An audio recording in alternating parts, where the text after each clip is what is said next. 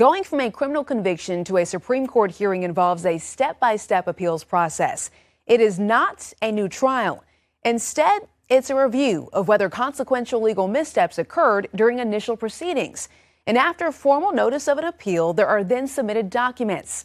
That's where this more than 100-page brief comes into play. Ultimately, though, the full panel of justices on the South Carolina Supreme Court, they will make the final ruling. So I think they have to give a new trial. For the murder of Paul Murdaugh, whom you probably love so much, I sentence you to prison for murdering him for the rest of your natural life. On March 2nd, 2023, a jury found 56-year-old Alex Murdaugh guilty of murdering his wife Maggie and son Paul at their Colleton County home. He was given 2 life sentences with no possibility of parole. I respect this court, but I'm innocent. I would never, under any circumstances, hurt my wife Maggie, and I would never, under any circumstances, hurt my son Paul. Well, and it might not have been you. It might have been the monster you become when you take 15, 20, 30, 40, 50, 60 opioid pills.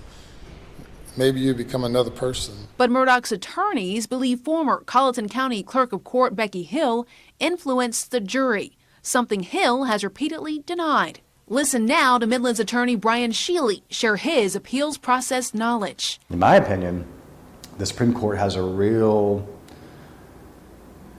interesting major issue in their case because the testimony from the witnesses at the motion for a new trial based on jury tampering was that Becky Hill was saying things like, don't believe Alex Murdaugh when he takes the stand, don't be fooled by defense tactics. I mean, anything like that ever happened in my jury, and I was aware of it, I'd be instantly seeking a new trial. You want both sides, the state and the defense, want just an unbiased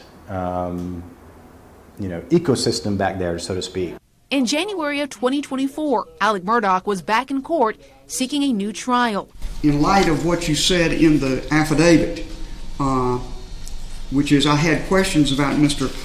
Murdaugh's guilt but voted guilty because I felt pressured by the other jurors, is that answer that I just read a more accurate statement of how you felt? Former South Carolina Supreme Court Chief Justice Jean Toll presided over those, ruling against arguments on whether he should be granted a new trial. That's because after a day-long hearing that January, Justice Toll denied Murdaugh's request for a new trial, ruling that while there were, quote, fleeting and foolish comments made by former Clerk of Court Becky Hill, they did not directly influence the jury's verdict. Fast forward to December 10th of 2024. That's when attorneys for Alex Murdaugh filed this 132-page brief with the South Carolina Supreme Court, appealing his conviction of killing his wife and son. 1 year later, December 2025, former Colleton County Clerk of Court Becky Hill pled guilty to obstruction of justice, perjury, and misconduct in office. Hill was sentenced to probation. She admitted to showing sealed Murdaugh trial exhibits to a photographer and lying about it in court. Hill's guilty pleas had nothing to do with jury tampering. If I were